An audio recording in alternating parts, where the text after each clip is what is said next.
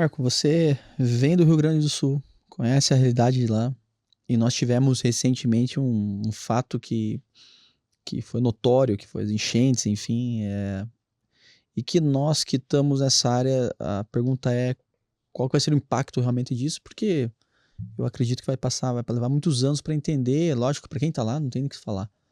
Até tive a oportunidade de conhecer eu não vou lembrar o nome dele, é um pastor, que ele trabalhou muito nessa questão de resgate lá no Rio Grande do Sul, e eu tive a oportunidade de conversar com ele e com o empresário que ajudou ele.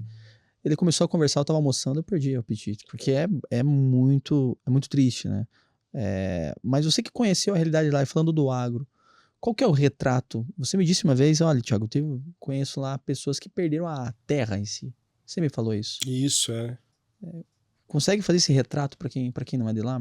Para nós somos do Paraná aqui, não temos, estamos ao lado, são nossos vizinhos sulistas aqui. Eu não atuo mais no Sul tem alguns anos, né? Eu atuei lá e aí depois eu comecei a vir para o Centro-Oeste com força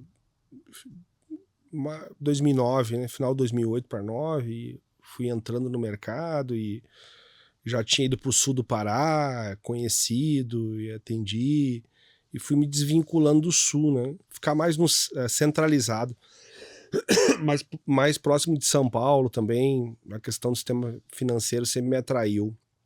E lá no sul sempre foi difícil, né? Porque são propriedades menores e uma variação climática mais acentuada. Mas algumas regiões do sul não, se você pegar a parte norte, noroeste, né, vai pegar lá Passo Fundo, Ijuí, Espumoso, aquela região lá, que eu saiba lá não teve nenhum problema de algum tipo de relação com essa água que teve com essa chuva, né?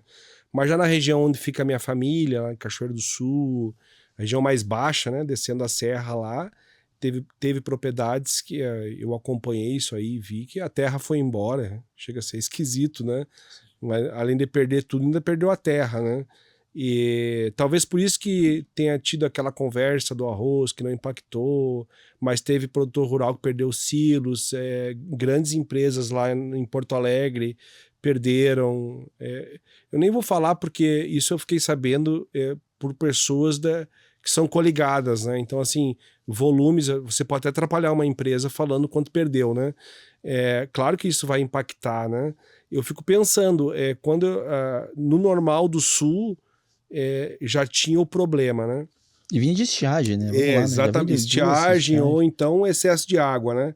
Mas aí eu vou dar um exemplo assim de comparativo. Eu tenho cliente no Centro-Oeste, o cara colheu a soja, plantou o milho, colheu o milho, plantou o feijão no pivô e está plantando a soja agora. Ou seja, num período de safra ele fez 3 safras, certo? Não dá 12 meses, né? 3 safras. No sul você não consegue. Fica difícil, né? Sul no Rio Algumas Grande do regiões Sul o aqui, no pessoal caso.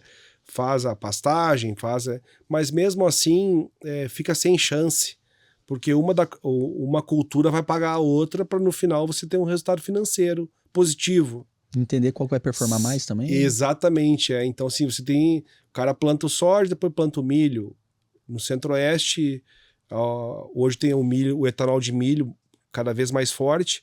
O pessoal planta, separa uma parte da área para fazer o plantio da cana, que é uma reserva garantido, tá lá com a usina, né? Então, assim, ele tem outras formas de se organizar durante o ciclo, aonde se ele tiver prejuízo, como teve agora, mas ele já sabe que no próximo ciclo ele já começa a arrumar a casa e muito trabalho e torcendo para dar certo, né? Eu não vislumbro isso aí no sul. Sim. Né? E tem uma razão de propriedade, de tamanho, né? Então, assim, você pega um produtor de 300 hectares, é a mesma colhedeira dele de 5 milhões, é do cara que planta 5 mil.